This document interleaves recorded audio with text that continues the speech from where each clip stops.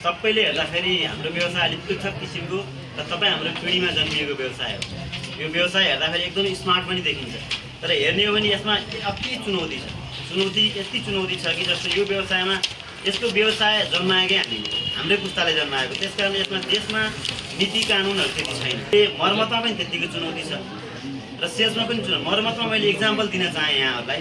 यदि तपाईँ हामीले प्रयोग गर्ने फोन केही गरी यसमा पासपोर्ट लागेर तपाईँहरूले बिर्सिनुभयो अथवा तपाईँले जिमेल यसको बिर्सिनुभयो, तपाईँले यसलाई मर्मत गर्नु पर्यो। तपाईँको फोन हो कि होइन भनेर यदि मर्मत गर्ने कुनै सेन्टरमा जानुभयो, त्यो सेन्टरवालाले त्यो फोनलाई फर्मेट गरेर त्यो कोड हटाउनको लागि फर्मेट गर्नै पर्छ। फर्मेट गरिसकेपछि त्यसको डाटाहरू के हुन्छ, डाटा लस हुन्छ।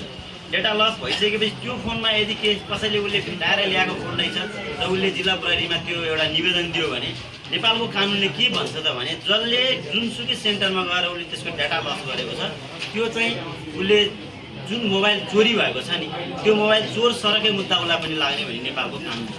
त्यसकारण यस्ता मुद्दाबाट हामीले धेरै नै हाम्रो व्यवसायहरू पीडित छन्। मकवानपुरदेखि लगायत देशैभरिका मुद्दा यो छ। यसको विषयमा हामीले विभिन्न चरणमा राज्यको निकायहरूको ढोका पनि ढोकाइरहेको छ।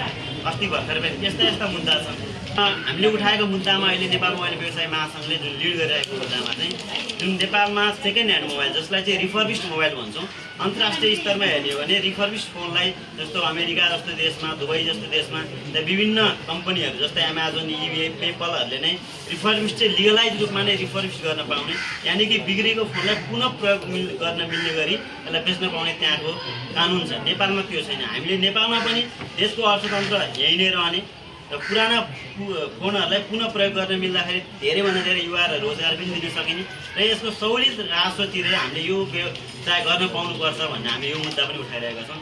यस्तै मुद्दाहरूमा हामी केन्द्रित भएर बहस गर्दैछौँ।